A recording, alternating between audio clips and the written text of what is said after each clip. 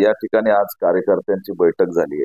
जिल्हा पदाधिकारी आणि तालुका अध्यक्षांसोबत प्रमुख पदाधिकाऱ्यांसोबत बैठक झाली आणि या बैठकीमध्ये येणाऱ्या स्थानिक स्वराज्य संस्थेच्या निवडणुकी संदर्भात स्वबळावरती निवडणुका लढण्यासंदर्भात आम्ही भूमिका घेतलेली आहे. मित्र पक्ष आणि समविचारी संघटना पक्ष जर एकत्र आले तर त्यांच्यासोबत आम्ही जाऊ, नाहीतर मग स्वबळावरती येणाऱ्या जिल्हा परिषद आणि नगर परिषदेच्या निवडणुका आम्ही या ठिकाणी लढण्याचा निर्धार केलेला आहे.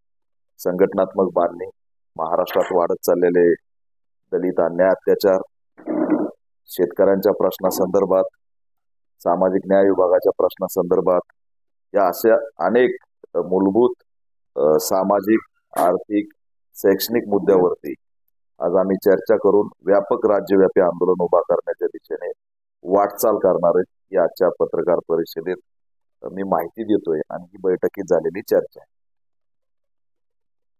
हे धोरण सगळ्या महाराष्ट्राला माहिती आहे की अन्याय अत्याचाराच्या विरोधात लढणारी संघटना पक्ष म्हणून आमचा ओळखला जातो. लोकसभेला आम्ही महाविकास आघाडी सोबत अलायन्स केलं होतं.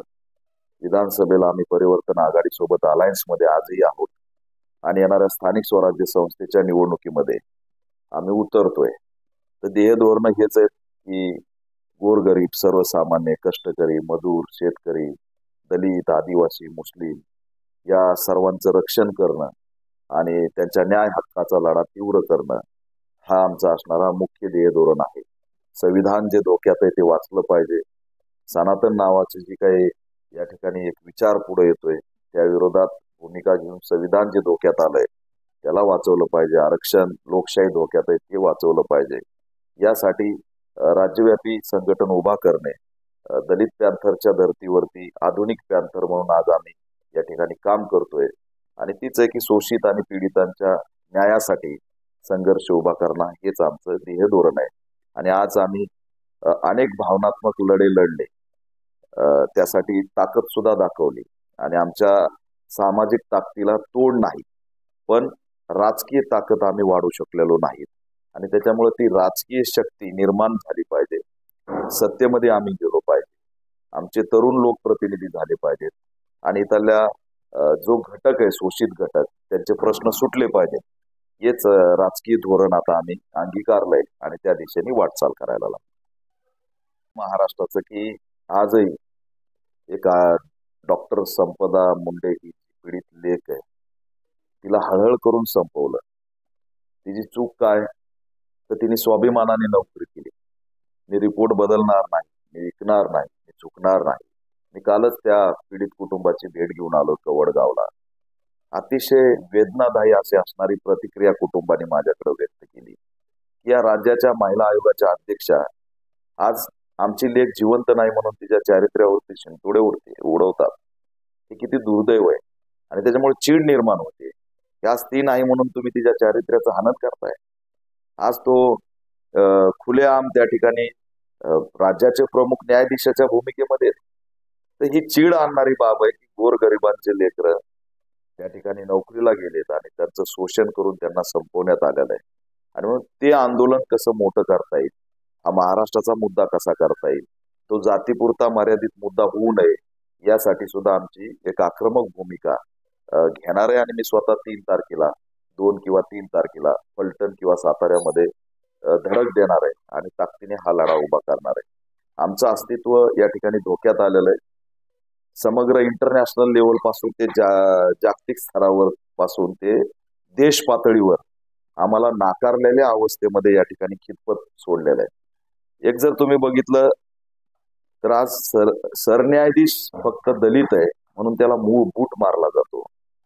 आज डॉक्टर बाबासाहेब आंबेडकरांनी संविधानच लिहिलं नाही अशा प्रकारच्या कमेंट अनिल मिश्रा सारखे लोक ग्वालियर मधून करतात, बाबासाहेबांच्या पुतळ्याला विरोध करतात आणि एक आम्ही सनातनी आहोत अशा पद्धतीचा एक नवा धोरण पुढे आणलं जातं. माझा परमात्मा मला सांगतो की बूट मार. तर हा काय प्रकार आहे? कुठंतरी दलितांबद्दल देश पातळीवरती किती द्वेष आहे हे आजही आपण त्यातून बघू शकतो. एवढंच नाही तर इंटरनॅशनल लेवलला प्रेम बिराडे या आमच्या तरुणाची मॉडर्न कॉलेजच्या पुण्याच्या प्राचार्यांनी नोकरी घातली आता ते प्राचार्य कोण आहेत तर भीमा कोरेगावची दंगल घडवलेले मिलिंद एकबोटेची पुतणी आहे आणि त्यांनी लेटर पाठवून त्या ठिकाणी त्याची नोकरी घातली. म्हणजे इंटरनॅशनल असेल, देश पातळीवर असेल आणि महाराष्ट्रातला अन्याय अत्याचार तर तुम्ही बघताय की रोज या ठिकाणी 10 ते 15 केसेस होत आहेत, लढाई होत आहेत, संघर्ष होत आहेत, मारलं जातंय, नाकारलं जातंय, बहिष्कार केला जातोय. तर अशा पद्धतीने समग्र देशात आज आम्ही या ठिकाणी आमचं अस्तित्वच धोक्यात आलेलं आहे. तुम्ही मध्य प्रदेशच्या भिंडमध्ये जर बघितलं तर तिथं दलित तरुणाला पिशाब पाजण्यात आला आणि त्या पिशाब पाजून ज्या जातीने तो पिशाब पाजला त्या जाती शपथ घ्यायला लागल्यात की आम्ही यांच्यावर खुलेआम बहिष्कार टाकतोय.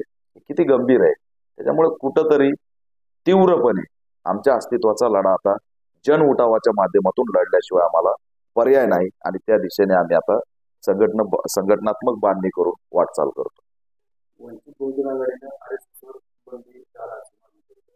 अनेक वर्षांपासून आम्ही यांच्या आरएसएसच्या विरोधात आंदोलन करतोय. आंबेडकरवाद्यांचा जर खरा शत्रू कोण असेल, बहुजनांचा जर खरा शत्रू कोण असेल तर ती आरएसएस आहे. आज आम्ही या सगळ्या संघटना घेऊन पुढे का चालतोय, आमचा शत्रू आम्ही कधीच आयडेंटिफाय केलाय की ती आरएसएस आहे. एक गंभीरपणे जर बोलायचं झालं तर आरएसएस मुळे बहुजन गुलामीच्या वाटेवर चाललेला आहे. तुम्ही जर बघितलं असेल तर सोमनाथ सूर्यवंशी असेल, असे अनेक हत्याकांड, खैरलांजीची घटना असेल, या सगळ्याच्या पाठीशी आरएसएस आहे. आणि किती दिवस सहन करायचं. तुमचं त्या ठिकाणी जे प्रश्न निर्माण केलेत, रजिस्ट्रेशन संदर्भात असेल, देशाचा झेंडा मानत नाही त्या संदर्भात असेल, संविधान मानत नाही त्या संदर्भात असेल, हे खरं आहे ना, याच्यावर कोण बोलणार. आणि याच्यावरती अनेक वर्षांपासून बहुजन लीडरशिप लढत आलेली. आजचा लढा नाही हा अगदीच जेव्हापासून आंबेडकरवादी विचार सुरू झाला त्या लढ्याचा मूळ शत्रूच आरएसएस आहे. पण तो काय सत्ता असल्यामुळे यंत्रणेचा गैरवापर करायचा. घाटकोपरला त्यांच्या विरोधात फक्त घोषणा दिली, त्यांचं पथसंचलन त्या रमाबाई आंबेडकर नगरमध्ये घुसणार होतं म्हणून 15 जणांवर गुन्हे दाखल केले. बरं, या प्रत्येक घटनेमध्ये जे महाविद्यालयासमोर छत्रपती संभाजीनगरला त्यांचे स्टॉल उठवले, त्या 2 तरुणांना त्या ठिकाणी सुमोटो मध्ये पोलीस केस करतात. आरएसएसचा फिर्यादी नाही. अरे पण हे लोक आले कुठून, त्यांचं क्रिमिनल बॅकग्राऊंड काय, ते लोक तिथं बसले कसे, त्यांनी पोलिसांना सूचना का केली नाही, ते कोणत्या राज्यातून आलते, कोणत्या जिल्ह्यातून आलते, याचा कसलाही तपशील नाही. पण आंबेडकरवादी भीमसैनिकांचा यांच्याकडे सगळा तपशील आहे की यांनी कोणत्या अकाउंटला पोस्ट केली, कशा पद्धतीने समाजकंटकीय कृत्य झालं. तर गृह विभागाचा वापर, सत्तेचा वापर करायचा आणि कुठंतरी धर्मसत्ता राबवून बहुजनांना गुलाम कसं करता येईल हा प्रयत्न या ठिकाणी आरएसएसच्या माध्यमातून सुरू आहे. राज्यातलं जे विघटन आज आहे, जाती जातीतलं जर बघितलं तुम्ही तर प्रत्येक जात एकामेकाच्या समोर आज उभी आहे. त्याला कारणीभूत कोण आहे? आज प्रत्येक जातीला झेंडा, प्रत्येक जातीला मुद्दा, या सगळ्याला कारणीभूत आरएसएस आहे. आणि आरएसएस हे महाराष्ट्राचा मणिपूर करण्याच्या दिशेने वाटचाल करायला लागली. आणि म्हणून या आरएसएसला रोखण्यासाठी फक्त आंबेडकरवादी नाही तर भारतीय नागरिक म्हणून प्रत्येकाने पुढे आलं पाहिजे. कारण भारतीय नागरिक हीच व्याख्या आरएसएसला मान्य नाही. देशच जर धोक्यात कुणामुळे असेल तर तो आरएसएस मुळे. त्याच्यामुळे आरएसएस त्या ठिकाणी बावनकुळे मानतात की आरएसएसचा विरोध करणारे मूर्ख आहेत, राष्ट्रद्रोही आहेत. आम्ही त्यांना उत्तर देतोय की आरएसएसचे समर्थन करणारे हे महामूर्ख आहेत आणि आरएसएस ही देशांतर्गत ज्या कारवाया करते ती देश विरोधी आहेत, त्याच्यामुळे देशद्रोही आहेत, असं सुद्धा आमचं या ठिकाणी थेट उत्तर आहे.